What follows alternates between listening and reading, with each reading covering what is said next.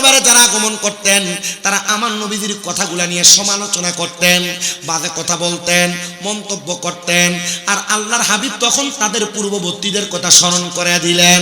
পূর্ববর্তী এমন অনেক মহিলা ছিল, অনেক পুরুষ মানুষ ছিল যারা একজনের কথা নিয়ে অন্যজন সমালোচনা করতেন। আল্লাহর হাবিব বলে, তোমরা কি জানো ফারাজ নামক একজন লোক ছিল এই গোত্রের মানুষের, যাদের ফারাজ নামক লোকটা মানুষের কথা নিয়ে পেছনে পেছনে সমালোচনা করত, মন্তব্য করত। তো আল্লাহর হাবিব সাল্লাল্লাহু আলাইহি সাল্লামের স্ত্রী আম্মা জান আয়েশা সিদ্দিকার ছোট বয়স দেখা ফারাজ নামক লোকটা আল্লাহর হাবিবের স্ত্রীর ব্যাপারে বাজে মন্তব্য করা শুরু করেছে। নবী আমার বলেন, তোমরা কি জানো, তোমরা যারা আমার দরবারের কথাগুলো নিয়ে বাহিরে বাহিরে সমালোচনা করো, ওই ফারাজ নামক লোকটা ইন্তেকাল করার সময় তার মুখ দুইটা ভাগ হয়ে গেছিল, তার দাঁতগুলো পড়ে গেছিল। তোমরা মনে রাখো রে, তোমাদের পূর্ববর্তী মানুষগুলা তাদের দুনিয়া এবং আখিরাতকে বরবাদ করেছে একমাত্র সমালোচনার মাধ্যমে, একমাত্র পরনিন্দার মাধ্যমে, একমাত্র গীবতের মাধ্যমে। আমি নবী তোমাদের কাছে আবেদন জানাই, তোমরা কখনো পরনিন্দা করবা না, খোদাভীতি ধারণ করবা।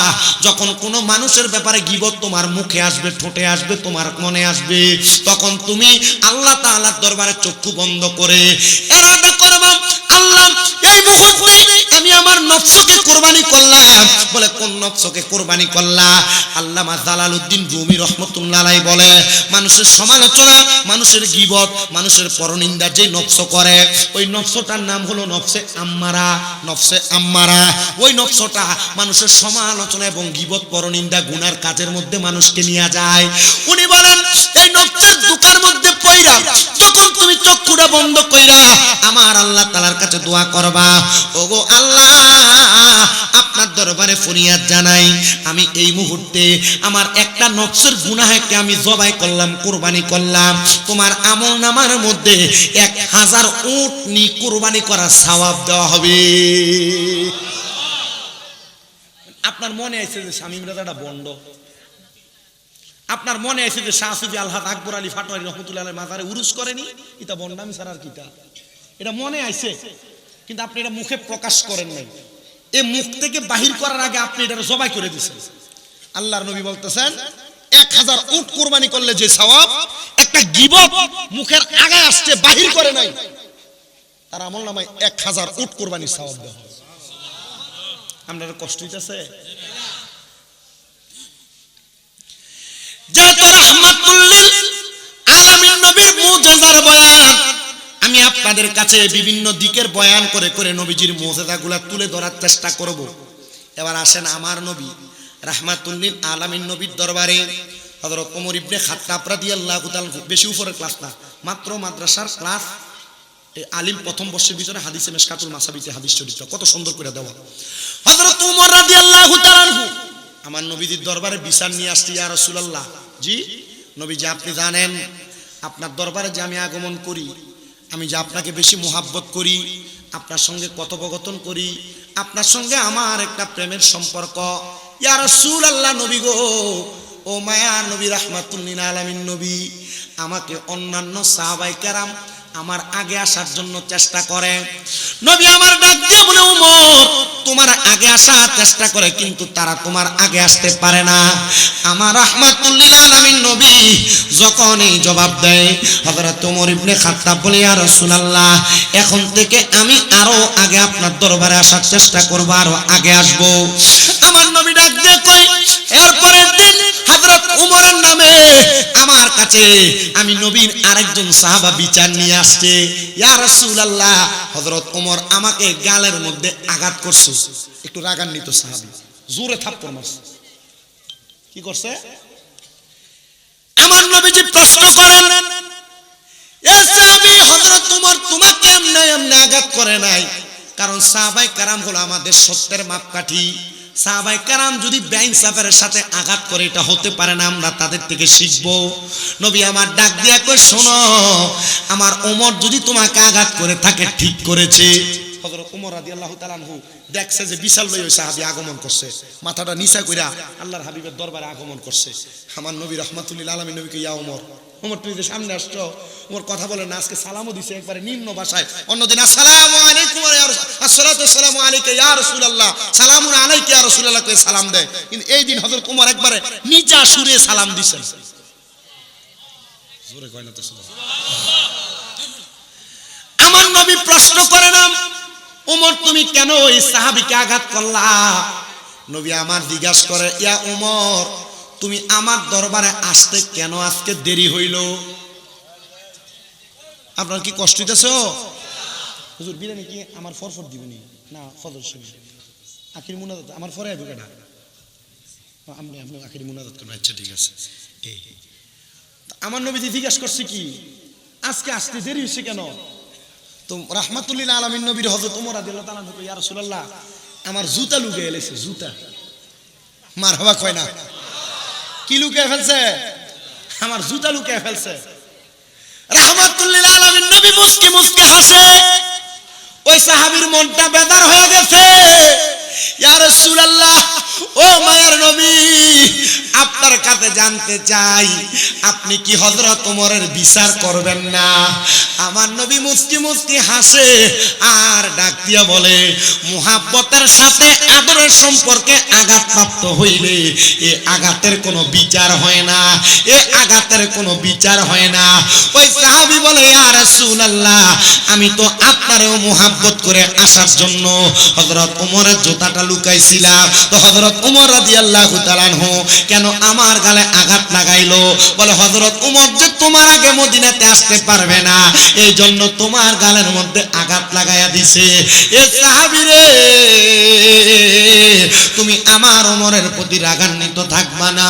আল্লাহর হাবিব সাল্লাল্লাহু আলাইহি ওয়াসাল্লাম বলে, কোন মুসলমান যদি কোন মুসলমানের প্রতি রাগান্বিত থাকে আর যদি ইসলামের সাথে মুহাব্বতের সাথে ওই রাগটাকে ত্যাগ করে আমি নবীজি তার দিকে মুস্কি হাসি দিব এবং তার হাতে ধরে ধরে আমি নবী জান্নাতে নিয়ে যাব। রাগের হাদিস, রাগের আপনারা যে রাগ করেন না ইসলামের সাথে মানা করে রাগ বলে করেন আব্বা, আরে করেন রাগ হুদা বাইত বেরিতে লোক করেন না রাগ, এটা রাগ বেশি অন্যদিকে ফিরে উঠতে থাকেন আপনারা। আপনার কি কষ্ট হইতেছে? আমি জানি না আসলে আপনারা কোন লেভেলের ওয়াজ শোনেন। আমি এদিকে আর আইছিলাম না কোনো দিকে, এই মাহফিল আইছি না, তবে এদিকে ভিতরে গেছিলাম আমার মনে আছে। হাতিয়ে কম তো এরপর আর রাখি না পাতানি এরা ভালো মানুষ পাতানিস কোনা নেই হুজুরে চলে এদিকে মুম্বাইতে। আচ্ছা এটা কিসের হাদিস শুনাইলাম আপনারা? রাগ রাগ রাগ রাগ করেন না, রাগ না করলে লাভ আছে নি? যদি নবীরে মনে করেন যে রাহমাতুল লিল আলামিন হাতে ধরে জান্নাতে যাইবেন নবীজির, তাহলে রাগ করা বন্ধ। আল্লাহ কবুল করো। আমার নূরের নবী রাহমাতুল লিল আলামিন নবী আমার শোনায় দে উম্মত, তাহলে আমি নবীজি তার হাতে ধরে কোথায় নিয়ে যাব? জান্নাতে নিয়ে যাব। মারহাবা কম। এবার আমার নবীজি রাহমাতুল লিল আলামিন নবীর সাহাবায়ে কেরামের ঘটনা থেকে নবীর মুজিজা বুঝলেন। নবীজি শুধু জান্নাতে নিয়ে যাবেন, দেখেন দুনিয়াতে জান্নাতে সুসংবাদ দেয় রাহমাতুল লিল আলামিন নবীজি। আর ওই নবীজির উম্মত হয়ে আমরা দুনিয়াতে গুনাহ, সুদ, ঘুষ, জিনা, ব্যভিচার, পরনিন্দা, গীবত, রাগারাগি, মারামারি, হানাহানি করতেছি। আর করি বিদায় পরশুদিন এমন একটা লারা দিছে ভূমিকম্প, পুরাটা দুনিয়া লেড়ে লেছে। ভূমিকম্প যদ্দূর মানুষটা না লাড়ছে, ফেসবুকের ভিতরে ঢুকিয়ে দিই শুধু ভূমিকম্প ভূমিকম্প ভূমিকম্প, হেরা ফেসবুকে ভূমিকম্প তুলে লেছে।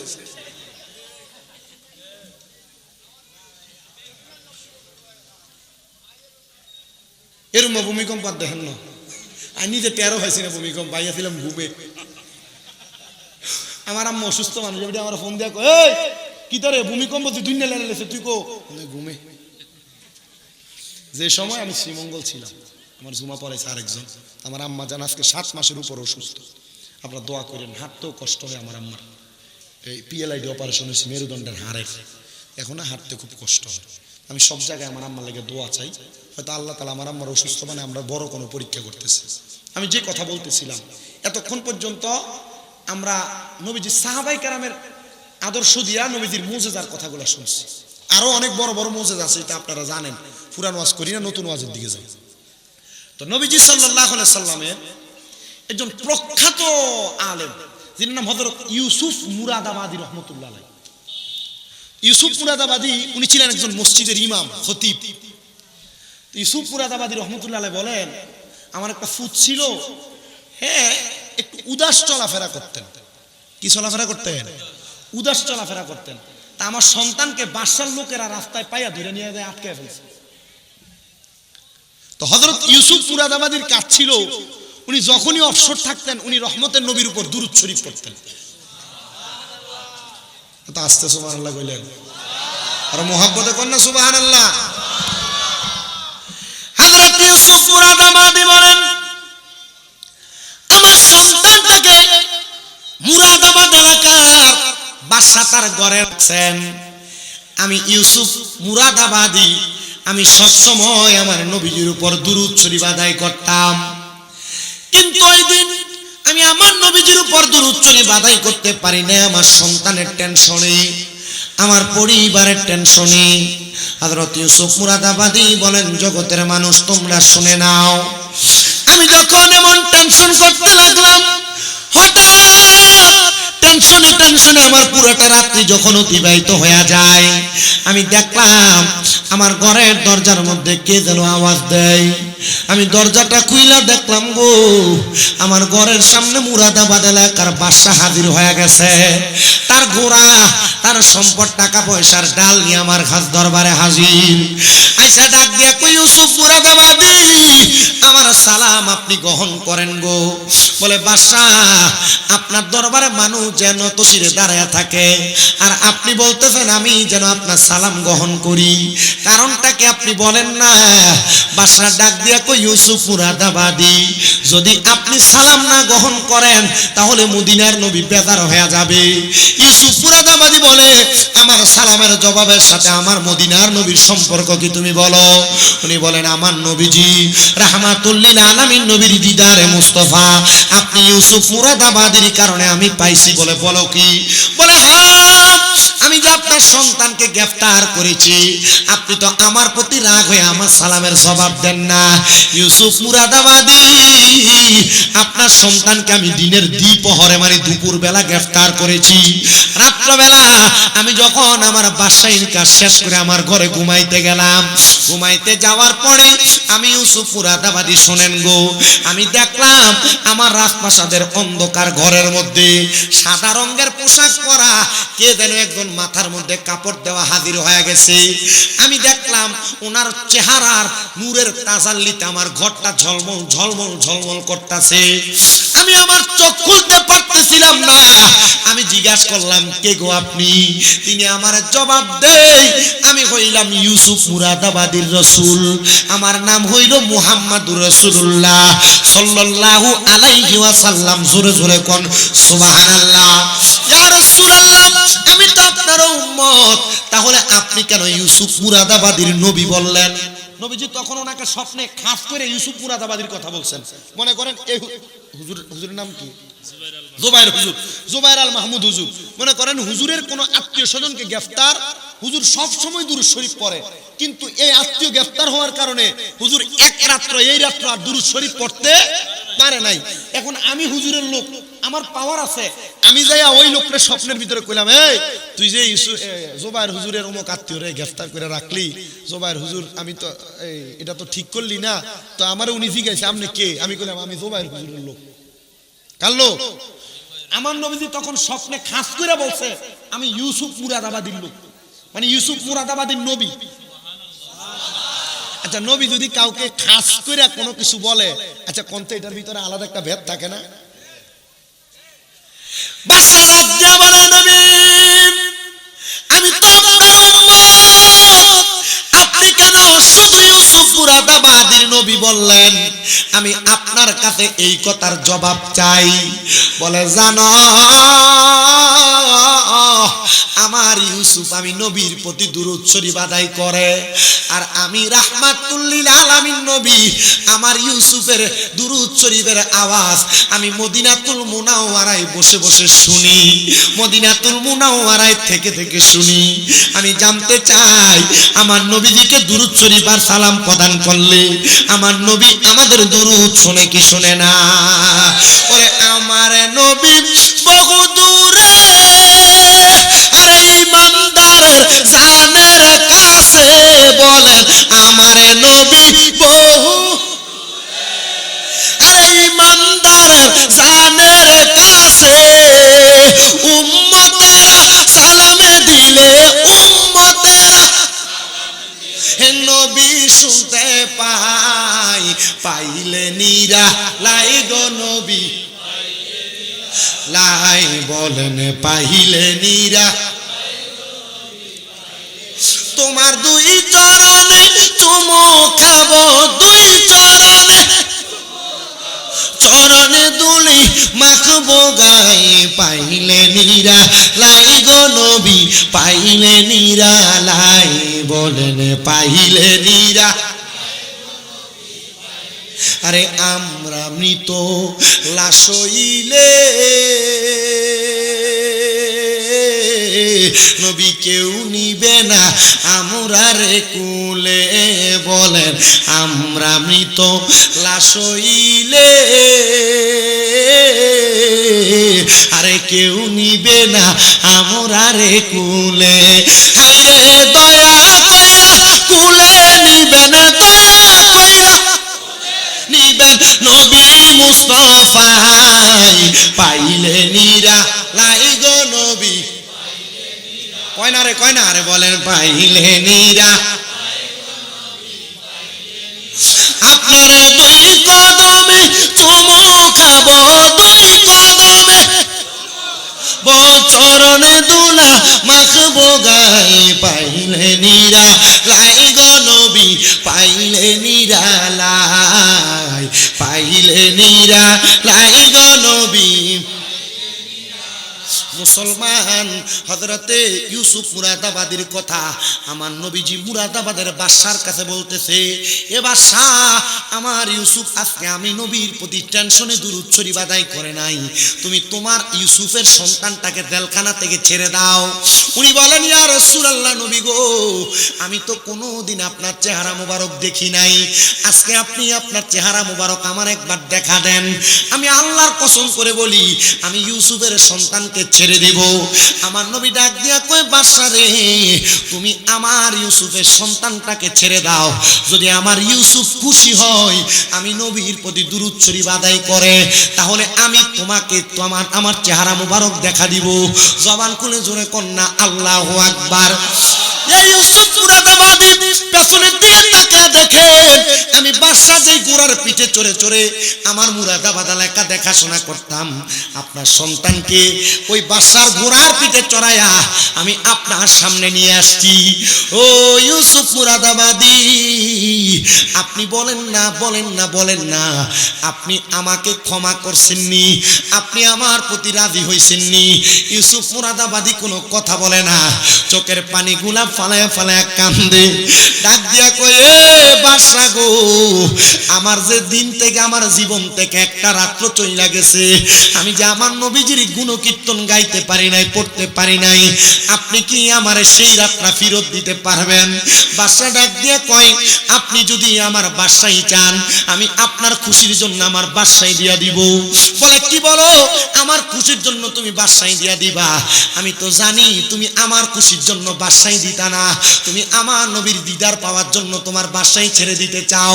না না না, আমি তোমার বাদশাই চাই না, আমি তোমার সম্পদ চাই না, আমি তোমার রাজপ্রাসাদ চাই না, তবে যাও যাও যাও, তুমি যেন মদিনার নবীর দিদার পাও, আমি তোমার কাছে সেই কথাটাই বলে দিলাম, আল্লাহর কাছে সেই দোয়াটা করে দিলাম। ইউসুফ মুরাদাবাদী বলে, জগতের মানুষ তোমরা শোনো, বাদশা আমার কাছ থেকে চলে যায়, আমার সন্তানকে ঘোড়ার পিঠ থেকে নামায়া আমি আমার সন্তানকে আমার কাছে রাখলাম। ইউসুফ মুরাদাবাদীর দরবার থেকে যখন তিনি চলে গেলেন, যাওয়ার পর পর আল্লাহর বান্দাটা এবার তার ওই জায়গার মধ্যে অবস্থান করতেছে, তার বাড়ির মধ্যে যাবে, ঘোড়ার পিঠে চলে চলে আস্তে আস্তে যায়, ওই বাদশা ঘোড়ার পিঠ থেকে পরে ইন্তেকাল করেছেন। পরেন ইন্না লিল্লাহি ওয়া ইন্না ইলাইহি রাজিউন। সব মানুষ অবাক হয়ে গেছে, আরে বাদশা ইউসুফ মুরাদাবাদীর বদদোয়া ইন্তেকাল করছে, আরে বাদশা যদি চাইতো নবীর দিদার পাইতো, বাদশার প্রতি যদি ইউসুফ মুরাদাবাদী খুশি হইতো, বাদশা নবীর দিদার পাইতো। এবার সবাই বাদশার নাকের মধ্যে হাত দিয়ে দেখে বাদশা নিঃশ্বাস টানতেছে, বাদশা এখনো জীবিত আছে। বাদশাকে কাদের মধ্যে কইরা মুরাদাবাদের রাজপ্রাসাদে প্রবেশ করাইছে। রাজপ্রাসাদে নিতে নিতে বাদশা দুনিয়া থেকে বিদায় হয়ে গেছে। এলাকার সব মানুষ বাদশার জানাজার নামাজে হাজির হয়ে গেছে। জানাজার নামাজ পড়া বাড়িতে যায়, আর একজন আরেকজনের সাথে কথা বলে, দেখছনি মুরাদাবাদীর বদদোয়ার কারণে বাদশা ইন্তেকাল করছে ঘোড়ার পিঠ থেকে পইরা। আসলে অ্যাক্সিডেন্ট কইরা ঘোড়ার পিঠ থেকে পইরা মারা গেলে, কোন জায়গা থেকে অ্যাক্সিডেন্টের মাধ্যমে ইন্তেকাল করলে এটা বদদোয়ার মরণ না, এটা শহীদের মরণ। কিসের মরণ? শহীদের মরণ। আল্লাহর হাবিব সাল্লাল্লাহু আলাইহি ওয়াসাল্লামের একটা হাদিসে মুবারক পড়ছি, কোন বাবা, কোন ভাই, কোন আত্মীয় স্বজনের মানুষ তার পরিবার চালাইতে যায়, গাড়ি অ্যাক্সিডেন্ট, দুর্ঘটনা, ছাদের থেকে পড়া, পানিত করে মরা, এমন যে কোনো দুর্ঘটনায় যদি ইন্তেকাল করে, তাহলে ওই ব্যক্তি তার আহার যোগাইতে যায় ইন্তেকাল করার কারণে তার মরণটা শহীদের মরণ হয়। মানে আপনি যে আহার যোগাইতে যাই কামাই করেন ঠিক কথা, মসজিদে আজান দিয়ে আপনার খবর তাই না, আপনি যে শহীদের মরণ পাইবেন এটার গ্যারান্টি কি? তার মানে বোঝা যায় আমাদের কাজকর্মের মাঝখানে আমাদের নামাজ আসেনি। কথা কয় না কথা। তো জানাজার নামাজ পড়ে যাইতে দেখবেন মানুষ অমুকের সমালোচনা বিভিন্ন রকমের কথা বলে না, যে লোক অমুক ছিল, আর যদি খারাপ থাকে আর মানুষের বহুত জ্বালা জ্বালাইছে রে। আজকে আমার একটা জেডা মারা গেছে, আমি নিজে আজকে অনেকের ফোন ধরতে পারি, অনেকে ফোন করছে। আজকে এলাকার সাইফুল্লাহ যুক্তিরে আছে, এই যে আপনাদের এলাকারই, তো আমার কাছে অনেক ফোন দিয়ে আমি ধরতে পারি না। আমার ওনার জেঠারে গোসল দিছি, আমি আবার আমার এক জেঠা তো ভাই দাওয়াত ইসলামের মুরিদ, আমরা নিজেরা গোসল দিছি, আমরা নিজেরা জানাজার নামাজ আমার ভাইয়ে পড়াইছে, আমি মুনাজাত দিছি, আমরা কবরে নামছি, দাফন সব শেষ করে তারপর রওনা দিছি আপনাদের দিকের উদ্দেশ্যে। তো আমি এতটুক দেখছি যে আমার জেঠারে সালাম দিলে উনি এমনি মাথা তুলতো না, আসসালামু আলাইকুম, এমনি নিচের দিকে থাই হাঁটতো, ওয়ালাইকুম সালাম, এ হাঁটা শেষ, অন্য কোনো কথা নেই। নর্মালি নরিবিলি মানুষ ছিলেন। দোয়া করেন ওনার দুইটা ছেলে বিদেশ আছে, একটা মেয়ে বিবাহ দিছে, আর একটা ছেলে দেশে ছোট। আল্লাহ যেন তার পরিবারটার একটু রহমতের নজরে দেখে তার পরিবারকে ধৈর্য ধারণ করার তৌফিক দেয়। তো মানুষ মারা যাওয়ার পরও এভাবে ভালো তার প্রশংসা করছে। তো ইউসুফ মুরাদাবাদীর এলাকার বাদশা তখন মারা গেছে, মানুষ ওনার ব্যাপারে সমালোচনা করতে যায়, আরে মনে ইমাম সাহেবের বদদোয়ায় মনে ফইরা মরছে রে ঘোড়ার থেকে রে। মানুষের মন্তব্য চিন্তাধারাটা কি ভালো না খারাপ? খারাপ। মনে হয় ইমাম সাহেবের বদদোয়ায় মরে গেছে রে। এলাকার সব মানুষ বাড়িতে দিয়ে ঘুমাইছে। এখন ঘুমানোর পর এরা দেখতেছে মুরাদাবাদের বাদশা উনি সুন্দর জান্নাতি খাবার সামনে নিয়ে বৈশা বৈশা আহার করতেছে। কি খাবার খায়? কি খাবার খায়? জান্নাতি খানা খাইতেছে। মানছে কয় ইমাম সাহেবের লোকে মানে বেয়াদবি করলো আর খাইতেছে জান্নাতি খানা। বিষয়টা একটু অন্যরকম গেছে। তাড়াতাড়ি ইউসুফ মুরাদাবাদীর দরবারে, হুজুর আপনার সন্তানকে যে অ্যারেস্ট করছিল এ বাদশা ইন্তেকাল করছে, এত ঘোড়ার পিঠ থেকে ফিরে মরছে, আমি যে স্বপ্ন দেখলাম এ সুন্দর সুন্দর খানা নিয়ে বয়ে রয়েছে, হুজুর এটার কাহিনী কি বলেন? একজন জনের কথা বলছে, পুরো মসজিদের মুসল্লিরা উঠে কয়, হ্যাঁ হুজুর হ্যাঁ স্বপ্ন দেখছে, আমি একই স্বপ্ন দেখছি। মারহাবা কর না। ইউসুফ মুরাদাবাদী বলেন, তোমরা আমার একটু সময় দাও, আমি সামান্য সময় নেই, যে সময়ের মাধ্যমে আমি আমার এলাকার মানুষকে তোমাদের জবাব দিতে পারবো। ইউসুফ মুরাদাবাদী 2 রাকাত নামাজ আদায় করলেন, সেজদার মধ্যে যে চক্ষুটা বন্ধ করে রাখলেন, ডাক দিয়ে বলে, এলাকার মানুষ তোমরা শুনো, আমি আবার বাদশারে মুরাকাবার মাধ্যমে নামাজের মধ্যে জিজ্ঞেস করলাম, ওগো বাদশা আপনি বলেন না আপনি যে ইন্তেকাল করলেন আপনার তো শখ ছিল নবীকে দেখবেন, আপনি কি নবীরে দেখছেন? আর আপনি যে জান্নাতি খানা ফেনা খাইতেছেন এটার কারণটা কি? ইউসুফ মুরাদাবাদী বলেন, জগতের মানুষ তোমরা শুনো রে, আমারে ওই ফেরেশতা জবাব দেই, আমি যখন ঘোড়ার পিঠ থেকে পড়ে যাই, আমি পিঠ থেকে পইরা লম্বা লম্বি হয়ে শুয়েছিলাম, এমন টাইমে আমি স্বপ্ন দেখলাম গো, আমার কাছে আল্লাহ তাআলা রহমতের ফেরেশতারা আমার রূহ নেওয়ার জন্য চেষ্টা করে, কিন্তু ফেরেশতারা আমার রূহ নিতে দেয় না। আরে কেমন কারণে রূহ নিতে দেয় না জানো? আল্লাহর নবীর হাদিসে মুবারাকা, তিরমিজি শরীফের হাদিস পড়ে আসলে দেখলাম আল্লাহর নবী ডাক দিয়ে কই, উম্মত, কোন ইমানদার নবী প্রেমিক যদি ইন্তেকাল করে, আজরাইল তার রূহটা নিতে কষ্ট হয়ে যায়। কারণ কি গো নবী, কেন কষ্ট হয়? আমার নবী বলে, কোন ইমানদার বান্দা যখন ইন্তেকাল করবে, ওই বান্দাটার সামনে আমার আল্লাহ তাআলা আজরাইল পাঠানোর আগে দুইটা রহমতের ফেরেশতা পাঠিয়ে দেয়। ওই ফেরেশতাগুলা ইমানদার বান্দার সামনে ডাইনে বামে ঘুরতে থাকে। এবার আজরাইল আইসা ইমানদারের বুকটার ভিতর দিয়া যখন রূহটা বাহির করার চেষ্টা করে, ইমানদার বান্দার বুকের মধ্য থেকে ফেরেশতারা ডাক দিয়া কয়, এ আজরাইল, বান্দার রূহ এখান দিয়া নিতে পারবা না, কারণ বান্দার বুকের মধ্যে আল্লাহ নবীর ভালোবাসা আছে। এবার আপনারা বলেন, আমরা সবাই বুকের মধ্যে আল্লাহ নবীর ভালোবাসা নিয়ে মরতে চাই কি চাই না? কারা কারা চাই ডান হাত তুলে আমার আল্লাহরে দেখায়। আল্লাহ কবুল করেন, জোরে কোন আমিন। আমার মরণের কত দিন বাকি আমি জানিলাম না গো, আল্লাহ মরণের কত দিন বাকি আমার মরণের আমি জানিলাম না গো, আল্লাহ মরণের কত দিন বাকি। হঠাৎ আজরাইল আসিয়া যখন হস্তে দিবা ধরিলে, তখন আমার মনা বাই করবে লুকা চুরি আমি জানিলাম না গো, আল্লাহ মরণের বাকি আমার মরণের কত আমি জানিলাম না গো, আল্লাহ মরণের কত দিন বাকি।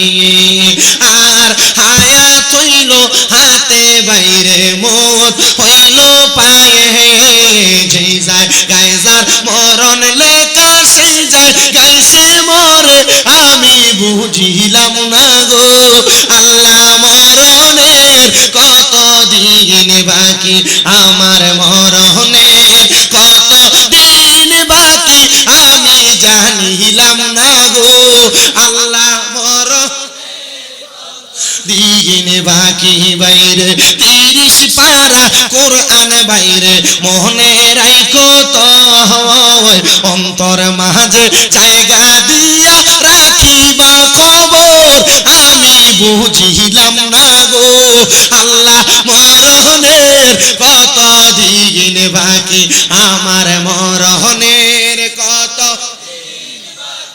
আমি জানিলাম না গো, আল্লাহ মরণের কত দিন বাকি।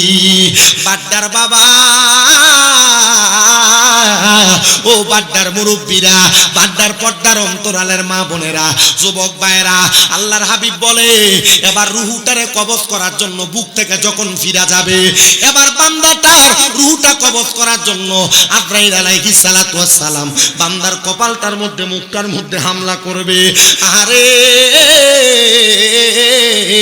কপালের মধ্যে থাইকা দুইটা ফেরেশতা বাধা দিয়া বলবে, রে আজরাইল, বান্দার কপাল দিয়ে রূহ বাহির করতে পারবা না, কারণ বান্দার কপালের মধ্যে নামাজ দেওয়ার কারণে, নামাজ পড়ার কারণে তার সেজদার নূর বিরাজমান আছে। ওই বান্দাটা তখন এবার তার বিছানাতে পড়ে থাকবে। এবার ইমানদার বান্দার কাছে আজরাইল আবার আসবে, ডান দিক দিয়ে হামলা করবে। ডান দিক দিয়ে হামলা করার সাথে সাথে ইমানদার বান্দার রূহটার জবাব দিবে। ইমানদার বান্দার রূহটার কাছ থেকে দুইটা ফেরেশতা জবাব দিবে, হে আজরাইল, ইমানদার বান্দার রূহ তো তুমি ডান দিক দিয়া কবজ করতে পারবা না, কারণ তার ডান দিক দিয়া তার আম্মা আব্বার খেদমতটা বিরাজমান। ইয়া রাসূলুল্লাহ, আর কেমনে আজরাইল আমরা রূহটা কবজ করব? কয় এবার বান্দার বাম দিকের বাহুর মধ্যে হামলা করবে, বাম দিকের বাহুর মধ্য থেকে জবাব আসবে, রে আজরাইল, বান্দার বাম দিক দিয়ে রূহ কবজ করতে পারবা না, কারণ বান্দার বাম দিকে তার দান এবং সাদাকা গুনাহ আছে। আরে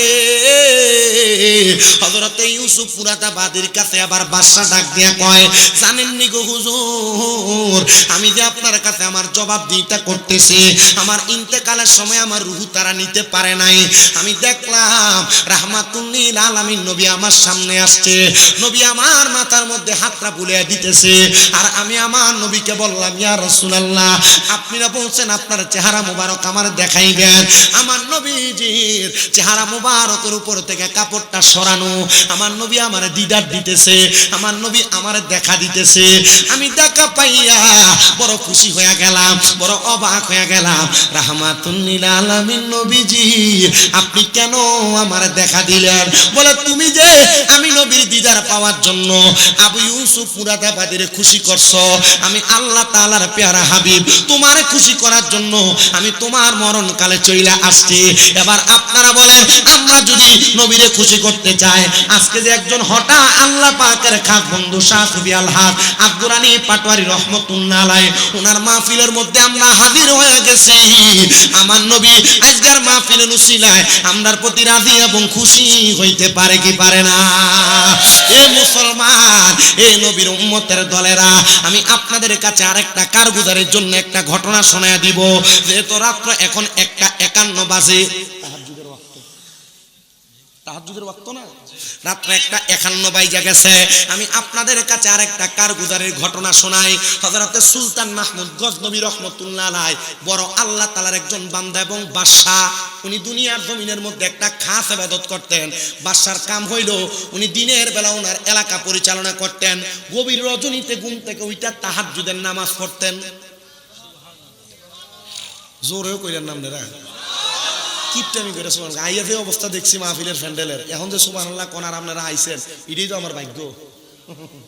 মারহাবা কন্যা, আর জোরে মারহাবা।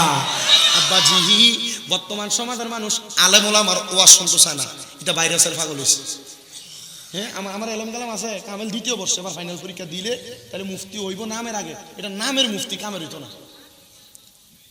আমার আগে যে হুজুর ওয়াজ করছে, সুন্দর ওয়াজ করছে না, আমরা কই আছিলেন, দেখছি তো বাজারটার ভিতর কি একটা খেলা জমাইলেছিলেন আপনারা। আর এখন মনে হয় আমার ছটফটিওয়ালা আর বুডলাটি মনে বদয়া দিতেছে, দমকার হুজুর করতে গেছে, আমরা সব ডিসুতাল হয়ে গেছি। অসুবিধা কি, আমরা বসছি, ইনশাল্লাহ কিছু শিক্ষা বাড়িতে দেবো, আল্লাহ কবুল করো, আমিন করো। তো হযরত সুলতান মাহমুদ গজনবী রহমাতুল্লাহ আলাইহি ওনার কাজ হলো উনি তাহাজ্জুদ নামাজ পড়তেন। কি নামাজ? বালা কাম না খারাপ কাম? বেশি বালা কাম। মা আয়েশা সিদ্দিকা রাদিয়াল্লাহু তাআলা আনহা থেকে হাদিস বর্ণিত, তিনি বলেন, আমি একদিন আমার নবীজিরে দেখলাম, নবীজি তাহাজ্জুদ নামাজের মুসল্লা থেকে উঠছেন, এত লম্বা রুকু, এত লম্বা সেজদা, নবীজি সালাম ফিরানোর পর দেখে নবীজির চোখ মুবারক লাল হয়ে গেছে, আর নবীজির চোখের পানি মুবারক পইরা নবীজির গাল মুবারক, দাড়ি মুবারক গুলা ভিজা গেছে। আমি নবীজিরে জিজ্ঞাসা করলাম, ইয়া রাসূলুল্লাহ, আপনি এভাবে কান্না করেন আর এত কষ্ট করে নামাজ পড়েন কেন? কারণ আপনাকে তো আল্লাহ তাআলা জান্নাতের মালিকই বানিয়ে দিয়েছেন। তো নবী সাল্লাল্লাহু আলাইহি ওয়াসাল্লাম বলে, আয়েশা, আল্লাহ আয়াত নাযিল করছে, ওয়া মিনাল লাইলি ফাতাহাজ্জাত বিহি নাফিলাতাল লাকা আসা আইয়াবা আসাকা রাব্বুকা মাকামাম মাহমুদা। আমার কইছে রাতের কিছু অংশে তাহাজ্জুদের নামাজ পড়তে, আল্লাহ আমি যদি তাহাজ্জুদ নামাজ পড়ি আমার মাকামে মাহমুদ প্রশংসার জায়গা দান করব। আমি নবী তো উম্মতের পাগল, আমি নবীর উম্মতের আল্লাহ 50 ওয়াক্ত নামাজ দিছিল, আমি কমাইতে কমাইতে এটাকে 5 ওয়াক্ত টানছি, কিন্তু 5 ওয়াক্ত বললে 50 ওয়াক্তের সওয়াব পায়। কিন্তু নবীজিরে আল্লাহর কাছে ফরিয়াদ করছি, আল্লাহ আমার উম্মত যদি তাহাজ্জুদ নামাজ পড়ে, আপনি আমার উম্মতের কি দিবেন? বিদেশ যাওয়ার চেষ্টা করেন, বহু যুবক ফলাফাইন আছেন, ফারেন না যাইতে, মেডিকেলে আনফিট। বহু মহিলারা ঘরে ওয়াজ শুনতেছে, এরা সন্তান হয় না গর্বে, কত জায়গাত মান্নত করে, কাম হয় না। বহু এলাকার মানুষ আছেন, ব্যবসা করেন, বরকত হয় না। শোনেন, তাহাজ্জুদ নামাজের একটা বড় বরকত, আর তাহাজ্জুদ নামাজের বড় একটা মুজেজা আছে। এই মুজেজা হইল, কেউ যদি বিদেশ যাইতে চায়, সন্তান হয় না, ব্যবসায় বরকত হয় না, কঠিন রোগে আক্রান্ত, তাহাজ্জুদ নামাজ পড়ে, আল্লাহ তাআলা তারে সব নিয়ামত দান করে। আমার দিকে চান, বয়স কম, আমার ওস্তাদ শুধু আমার ছোট ছাত্র বয়সে বলছিল, যদি তাহাজ্জুদ গুজারি হইতে পারো আর দুরূদ শরীফের প্রতি বেশি দুর্বল হইতে পারো, আল্লাহ তাআলা তোমাকে অটোমেটিকলি সব দিবে। জিগাইয়েন আপনার স্বামী হুজুর কোনা সাকাওয়াত হুজুর আমার কয়টা মাদ্রাসা কুমিল্লা। তা আমি এতটুকু বিশ্বাস করি আমার ওস্তাদদের নসিহতের অনুযায়ী আমি কাজ করাতে আল্লাহ তাআলা আমাকে দান করছে। আপনি যদি করেন আপনাকেও দান করেন। আল্লাহর হাবিব কান্না করেন, মায়েশা সিদ্দিকা বলে ইয়া রাসূলুল্লাহ আপনি যে কান্না করেছেন আপনার কান্না করার কারণ কি? বলে আমি আমার আল্লাহর কাছে বলছি, আল্লাহ আমার উম্মত যদি তাহাজ্জুদের নামাজ পড়ে আমার উম্মতের কি দান করবেন? আমার আল্লাহ তাআলা আমারে জানিয়ে দিতে গো হাবিব, আপনার উম্মত তাহাজ্জুদের নামাজ আদায় করে আমি আল্লাহর কাছে যা চাইবে আমি আপনার উম্মতের তা দান করে দিব। সুলতান মাহমুদ গজনবী বলেন, আমি দুনিয়াতে চলাফেরা অবস্থায় আমার বাসায় পরিচালনা করার পরে আমি তাহাজ্জুদের নামাজ আদায় করি। সুবহানাল্লাহ। হ্যাঁ, এখন কত নতুন নতুন নেতারা আছে, কত সুন্দর টুপি লাগায়, সাদা পাঞ্জাবি লাগায়, ইমাম সাহেবের পিছন দিয়ে দেয় খারো, কিন্তু খায় শুধু খায় কিটা দাড়ি দিয়ে এমন ভাবে ক্লিন শেভ করে ইমাম সাহেবের পিছন দিয়ে দেয় খারো, ফিসা মারা মনে হয় এটা খেতের গালা কাছাইলে যেমন একবার সমান থাকে নাইল কাছাইলে এর মুখটা মুখ এটা এমন গালা কাছাইনের মতো লাগতেছে। খায় সুদ খায় গোস, ইমাম সাহেবের পিছন দিয়ে দেয়। 40 জন মুসল্লি 30 কাতার ঠেললে সামনের কাতারে যায়, এমন মুসল্লিও আছে না নাই? আবার আপনারা এই মুহূর্তে সিটার বাটফার সুদখুর গোসকুটিরে ধরে নিয়ে মসজিদের সভাপতি বানিয়ে দেয়, আছে না? সুদখুর গোসকুটিরে মসজিদের সভাপতি সেক্রেটারি বানায় না? দেখবেন সুদখুর গোসকুটিরে ধরে নিয়ে এলাকার সর্দারের মাতাব্বর বানিয়ে দেয়। আল্লাহ আমাদের বোঝার তৌফিক দান করুক, আমিন কোন জোরে। হযরত সুলতান মাহমুদ গজনবী রাহমাতুল্লাহ আলাইহি তিনি বলেন, আমি তাহাজ্জুদের নামাজ আদায় করার ওযু করার জন্য আমার রাজপ্রাসাদ থেকে বের হইলাম। রাজপ্রাসাদ থেকে বের হওয়ার পরে আমি দেখলাম আমার বাড়ির সামনে রাজপ্রাসাদের নদীর উল্টা পাশে 4 জন ব্যক্তিকে দেখা যায়, যে 4 জন ব্যক্তি সেখানে দাঁড়ায় দাঁড়ায় পানি হাতাইতেছে, পানি ঘাটতেছে। হযরতে সুলতান মাহমুদ গজনবী বলেন, আমি চিন্তা করলাম এতদিন মনে হয় আমি একা একা তাহাজ্জুদ নামাজ পড়ি, কিন্তু না না না, আমার এলাকার এই 4 জন মানুষও তাহাজ্জুদ নামাজ পড়ে, আমার কপাল কলো ভাগ্য কত ভালো। আমি বাসায় একা নামাজ পড়ি না, আমার এলাকার 4 জন আমার পজও নামাজ আদায় করে, কিন্তু আসলে তারা নামাজ আদায় করে না, তারা অন্য এলাকা থেকে আসছে বাদশা সুলতান মাহমুদ গজনবীর রাজপ্রাসাদে চুরি করার জন্য। সুলতান মাহমুদ গজনবী চিন্তা করে তারা তাহাজ্জুদ পড়তে আসছে, ওযু করবে, আর তারা আসছে চুরি করার জন্য। তারা ওই পারে দাঁড়ায় চিন্তা করে, দেখরে আমরা 4 জন আসছি চুরি করার জন্য, কিন্তু এই বেড়ার কত বড় সাহস, এই বেড়া একা একা আইছে চুরি করবার লাগিয়া, যে যেমন চিন্তা এমন। বাদশা সুলতান মাহমুদ গজনবী ডাক দিয়ে কই, জগতের মানুষ, ও দুনিয়ার মানুষ, আমি এবার তাদেরকে ডাকলাম, ও ভাই আমার সামনে আসো, যেহেতু তোমরা তাহাজ্জুদ গুজারি, আমি তোমাদেরকে আমার পক্ষ থেকে একটু হাদিয়া প্রদান করব। বাদশা মানুষ তো টাকা পয়সা হাদিয়া দিতে অসুবিধা কি, ইবাদতকারী মুখলেস বান্দা, হাদিয়া দিব। তারা সামনে আগমন করলেন, তারা বাদশাকে কোনো কথা বলতে দিলেন না, আর তারা 4 জন জানেও না এটাই যে বাদশা সুলতান মাহমুদ। তারা কয় 4 জনে জিজ্ঞাসা করে, তোমার কত বড় সাহস, আমরা তো 4 জন চুরি করি, তোমরা একা একা আসছো তুমি চুরি করবার লাগিয়া। বাদশা কয় ঘটনা দি উল্টা। বাদশা জিজ্ঞাসা করে, তো তোমরা যে 4 জন একসাথে চুরি করতে আসছো কোথায় করবা? বলে এই যে রাজপ্রাসাদ দেখা যায়। বলে তুমি এরা কি জানো এটা কার বাড়ি? বলে হ্যাঁ জানি, এটা সুলতান মাহমুদ গজনবীর বাড়ি, কিন্তু তারা সামনেই খাড়া। তারা জিজ্ঞাসা করতেছে, আমরা তো একসাথে চুরি করি, আপনি একা একা আইলেন, কারণটা কি? আপনি কি একা একা চুরি করতে পারবেন? আপনার কোনো অভিজ্ঞতা আছে নাকি? বলে আছে।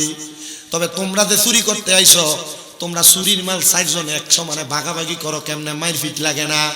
তারা 4 জন কয় না, আমরা সমান ভাগে নেই, আমরা 4 জনের 4টা গুণ আছে, এই 4টা গুণ দিয়ে আমরা বাদশার বাড়িতে চুরি করবো। বাদশা কয় আচ্ছা, তোমরা 4 জনের 4টা গুণের কথা কষে দেখি, তোমরা লগে আমি শরীকে চুরি করতে পারিনি। বাদশার এই চারজনের একজন ডাক দিয়ে বলে, বাদশাহ, কোন জায়গায় রাত্রবেলা যদি চোর যায়, রাস্তা দিয়ে মানুষ হাইটা যায়, কুকুর ঘেউ ঘেউ করে ডাকে, বলে হ্যাঁ ডাকে। বাদশারে, আমরা যখন চুরি করতে যাই, কুকুর যখন ঘেউ ঘেউ করে তার মালিককে সজাগ করে দেয়, আমরা কুকুরের বাসা বুঝি। কার বাসা বুঝে? কুকুর বেঈমান না, কুকুর কি না বেঈমান না। কুকুরে যে ঘরে খাওয়ায়, কুকুর এই মালিককে তার বাড়িতে চোর অথবা ডাহাত বা কেউ আইলে ঘেউ ঘেউ করে মালিককে সজাগ করে দেয়। এটার সমান আমি নিজে আমার আম্মারে নিয়ে 2 মাস দৌড়াদৌড়ি বাহিরে ছিলাম, হসপিটাল যতদিন ছিলাম, আমরা ঘরের সামনে কুত্তা, এটা একবার ঘরের সামনে বই আছে। কুত্তা বেইমানি করে না, মানুষ জাতের এক জাত আছে যারা বেইমানি করে, আছে না? ওনারা নাফরমান হিসাবে আল্লাহর কাছে উঠবেন। যাদের মুখগুলো হবে কি পাখি না, মুখ ছোট লম্বা, যে ওট পাখি নেই, ছোট লম্বা। আল্লাহ রাসূল হাদিসে মুবারাকে কি এমন একটা, যে কোন একটা পাখির কথাই বলছেন, যাদের মুখগুলো এমন লম্বা লম্বা ঠোঁট আকারে উঠবে।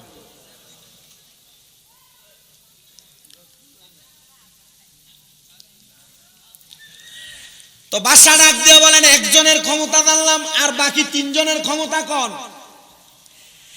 একজন ডাক দিয়ে কয়, আমার ক্ষমতা হইল পৃথিবীর যত কঠিন তালা হোক না কেন, আমি এটাকে সেকেন্ডের মাধ্যমে, ইশারার মাধ্যমে খুলে ফেলতে পারি। বলে 2 জনেরটা জানলাম, 3য় নম্বরের ক্ষমতা বলেন। 3য় নাম্বার ব্যক্তি ডাক দিয়ে বলতেছেন, আমার ক্ষমতা হলো আমি ঘরের মধ্যে প্রবেশ করার পর নাকের গ্রান টান দিয়ে বলতে পারি কোন জায়গায় টাকা পয়সা হীরা মণি মুক্তা আছে। হাতের ডান দিকে কি দেখা যায়? বাদশা তাকাইছে, কিছু নাই। বাদশা দেখেন আপনার বাম দিকে কি দেখা যায়? বলে কিছু নাই। বাদশা গো, আপনারও তো গুণ, ডান দিকে তাকাইলে এ বাদশা আপনি মানুষের বিচার কার্য মাফ করে দেন, আর বাম দিকে তাকাইলে ফাঁসির আসামি মাফ করে দেন। বাদশা, আমরা স্বীকার করি পেটের দায়ে চুরি করতে আপনার বাড়িতে আসছি গো বাদশা। আমাদের গোত্রের সব মানুষ ক্ষুধার্ত, আমাদের এলাকার বাদশারা লুটপাট করে সব খায়া ফেলাইছে। আমরা আপনার বাড়িতে চুরি কইরা জানিতাম, আমার এলাকার মানুষকে খাওয়াইতাম। বাদশা, আপনি তো আমাদের ফাঁসিও মাফ করছেন, ডাইনে বামে তাকে সব মাফ করছেন। বাদশা, এবার যে শাস্তি দেন সেই শাস্তি আমরা নিয়ে যাব। বাদশা কয়, যারে যা রিজিকের তালাশ করতে যায়, যে তো চুরি করতে আসতো, আমি তোমাদেরকে আমার রাজপ্রাসাদে চাকরি দিয়া দিলাম। ওরে বিনা মাইনে করব চাকরি, বিনা মাইনে করব চাকরি, আবেগ বাবা দরবারে চাকর নিরাখি বায়া মারে দয়াল। আবেচ্ছা তোমার দরবারে চাকর নিরাখি বায়া মারে। আমি দিনের মাইনে দিনে চাই না, দিনের মাইনে দিনে চাই না, দিও বাগে দাদি একসাথে চাকর নিরাখি আমার দয়াল। মুর্শিদ তোমার দরবারে চাকর নিরাখি আমারে। তারা 4 জনরে বাদশার বাড়িতে দায়িত্ব দিতে, কাম দিছে বাদশার পুরা রাজপ্রাসাদ পরিষ্কার করব। তারা চুরি করার কারণটা দেখছেন নি, খাবারের কারণে তারা চুরি করছে। আল্লাহর নবীর হাদিসে মুবারক ওমর ইবনে খাত্তাব রাদিয়াল্লাহু তাআলা আনহু বলে, কোন এলাকার মানুষ যদি পেটের ক্ষুধার জ্বালায় চুরি করে, তাহলে ওই এলাকার বাদশারে, ওই এলাকার প্রতিনিধিরে ধইরাই না তার হাত কাটটা দেও। বলে কেল্লে গারে? বলে তারপরে চোরের হাত কাটবা, কারণ ওই এলাকার বাদশা প্রতিনিধি তার এলাকার ক্ষুধার্ত মানুষের খবর নেয় না। বাংলাদেশে 5 আগস্টের পরে বহু নেতা দেখা যায়, সব নেতার কাছে কইবা তোমরা যদি আমরা সুখে দুঃখে কাছে থাকতে পারো, নির্বাচনের আগে ঠুসঠাস নির্বাচনের পরে কেউ নাই। যদি আমরা ওয়াদা দাও, আমরা যারা সুন্নি মুসলমান আছি, আমরা সুখে দুঃখে তোমরা থাকবা। 5 আগস্টের পরে যত জায়গায় বাংলাদেশে মাজারগুলা ভাঙছে, প্রত্যেকটা মাজার ভাঙার বিচার করবা, আমরা তোমরারে ভোট দেব। নচেত আমরা ভোট দিতাম না। বাংলাদেশের সরকার বাহাদুর সহ ডক্টর মোহাম্মদ ইউনূস সাহেবের কাছে আমাদের আবদার, সোশ্যাল মিডিয়ার মাধ্যমে আপনি যদি মনে করেন বাংলাদেশের মধ্যে আপনি সত্য কায়েম কইরা বাংলাদেশকে শান্তি শৃঙ্খলাবদ্ধভাবে পরিচালনা করবেন, তাহলে বাংলাদেশের আপামর সুন্নি জনতা, সুফিবাদী জনতা, যাদের কারণে ইসলাম পাইছে, ওই আল্লাহর ওলির মাজার যারা ভাঙছে, হাজীগঞ্জের মানুষ, আপনারা বলেন আমরা তাদের বিচার চাই কি চাই না? কারা কারা বিচার চাই? হাত উঠে আল্লাহকে দেখান।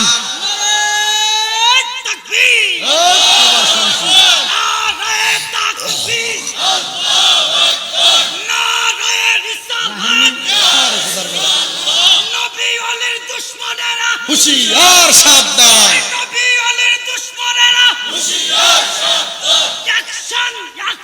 ডাইরেক্ট অ্যাকশন, তুমি কে আমি কে, সুন্নি তুমি কে আমি কে,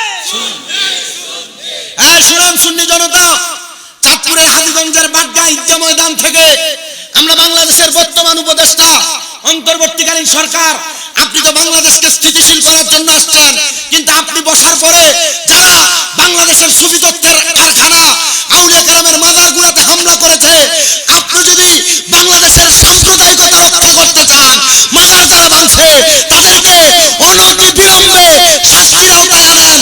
আমরা তাদের শাস্তি চাই কি চাই না?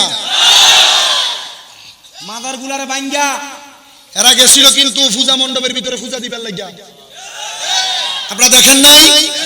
এরা মাজারগুলারে ভাঙ্গা পূজার মণ্ডপে দেয়া পূজা কইছে, পূজার কীর্তন গাইছে, আবার কত সুন্দর কইছে রোজা আর পূজা বলে সব বলে সমান। নাউজুবিল্লাহ, জোরে কোন না কেন? যেটা রোজা আর পূজার সমান কয় আর হিন্দু মুসলিম ভাই ভাই কয়, এটা কি আসলে ঈমান আছে না গেছে?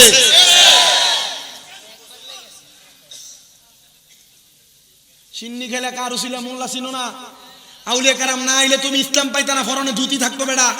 হে আউলিয়া কেরামের মাজার ভাঙছে, আমরা ডক্টর মোহাম্মদ ইউনূস বাংলাদেশের প্রশাসনিক কর্মকর্তা, যিনারা আপনারা আমাদের কথাগুলো শোনেন, আমরা বাংলাদেশের রাষ্ট্রকে, রাষ্ট্রের পরিচালনা যারা করে, রাষ্ট্রকে যারা প্রশাসনিকভাবে ঘাট দেয়া, রাষ্ট্রকে শৃঙ্খলাবদ্ধ রাখে, আমরা প্রশাসনকে সম্মান করি, রাজনৈতিক কর্মকর্তাদেরকে সম্মান করি। আমরা চাই প্রশাসনিক কর্মকর্তা সহ রাজনৈতিক প্রত্যেকটা কর্মকর্তা মাজার ভাঙার বিচার করবে। যারা বিচার করবে, যারা বিচারের পক্ষে থাকবে, আল্লাহর পক্ষে থাকবে, আমরা তাদের পক্ষে আছি। আর যারা বলবে যে না বিচার করতে পারতাম না, আমরা তার লগে তেল মালিশ করে চললাম, আপনি যান আমিও আই, কথা কন না কেন? আল্লাহর মাজারে হামলা করবেন আর আমরা আপনার বন্ড আর মুনাফিক কইলে আমরা লইতাম, শয়তানের দল। আপনার কি কষ্ট হইতেছে নাকি? কি উপদেষ্টা রইলে কিছু কইছে আপনার খারাপ লাগতেছে? আমি সুন্নি হিসাবে আমার দায়িত্ব। আল্লাহ কবুল করেন, আমিন পড়েন। এসকো বেড়া প্রেমের বিষে দর্শে গো যারে, ওরে কি করিবে ও যাই তার গো বিষে পরাণ যায়, মুর্শিদ প্রেমে পরাণ যায় গো। এটা তো পাগলা করা শুনি না হলে এমনি কেমনে জানছে? বুড়া বয়স লাগে, 16 বছর জোয়ান বেড়া।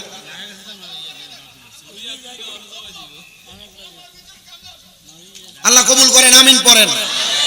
আউলিয়া কেরামের পাওয়ার আছে না নাই? আউলিয়া কেরামের মর্যাদা পাওয়ার আছে না নাই? তো কথা কোন জায়গায় ছিলাম?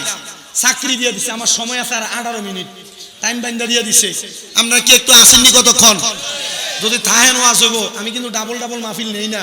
সাকাওয়াত হুজুর দাওয়াত দিছে দেখে উনি আলেম, হাফেজ সাহেব, মাওলানা আমার উস্তাদের মতো এলাকা দাওয়াত রাখছি। এই দাওয়াত রাইখো টাইম মতো। আমি কইছি হুজুর 12:30, আমি চেষ্টা করছি 12:30, কিন্তু আমরা দোয়ান দিলে আমি 12:30 ইস্তে যাইতাছি না। 29 উপস্থিত হয়েছিলাম এই জায়গা। তা আমি যেই কথা বলতেছিলাম, বাদশার বাড়িতে চাকরি দিছে 4 জন, মনে আছে নি ওয়াজ? বাদশা শর্ত দিছে, শর্ত হইল 5 ওয়াক্ত নামাজ পড়া লাগবে আর তাহাজ্জুদ নামাজ পড়া লাগবে। মারহাবা কইলেন না? রাজি হয়েছে। বাদশা বলেন আমি তারারে 1 সপ্তাহ চাকরি দিয়া আমি আর এই 1 সপ্তাহ 5 ওয়াক্ত নামাজ ছাড়া বাড়তি কোনো ইবাদত করি না। কারণ আমি চিন্তা করলাম এরা যেহেতু বাসার বাড়িতে চুরি করা সাহস করে লেছে, কাম দিয়ে দিছি, কোন সময় আমার বাড়ি চুরি করে লইয়া থাকা, এই কথা চিন্তা করে বাসাকে আমি আর ঘুমাই না। একদিন 7 দিন পর্যন্ত পাহারা দিয়ে আমি 7 দিনের দিন ঘুমাইতে গেছি। আমি ঘুমালাম, তাহাজ্জুদ নামাজের সময় জাগ্রত হইলাম। জাগ্রত হওয়ার পরে আমি আবার তাহাজ্জুদ নামাজ আদায় করলাম। আদায় করে ফজরের নামাজের অপেক্ষা করতে লাগলাম। তাহাজ্জুদের মুসল্লার মধ্যে বসা, তাহাজ্জুদের মুসল্লার মধ্যে বসে থাকা অবস্থা আমার ঘুম ঘুম ভাব আসছে। এমন টাইমে আমি আমার নামাজের মুসল্লাটার মধ্যে সিজদায় পড়ে ঘুমিয়ে গেলাম।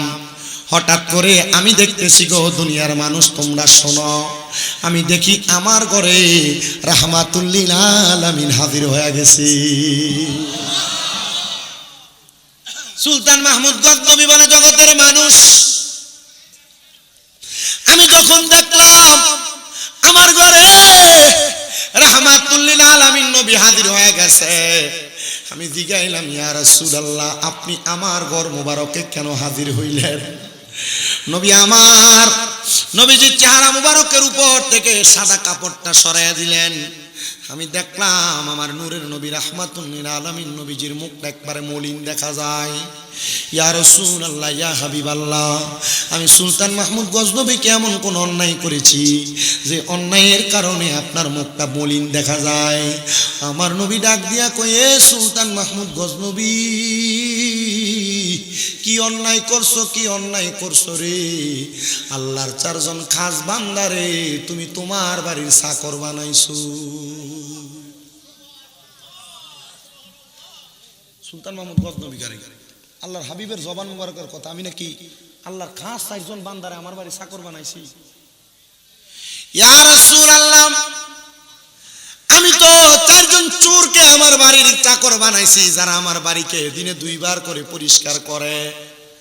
আমার রাসূল ডাক দিয়া কয়, হ্যাঁ তুমি চোরে চাকর বানাইছো, তবে জানো এই 7 দিন পর্যন্ত তারা তোমার রাজপ্রাসাদ পরিষ্কার করার পাশাপাশি যে 5 ওয়াক্ত নামাজ কইরা এমন ভাবে তাহাজ্জুদ গুজারি হইছে,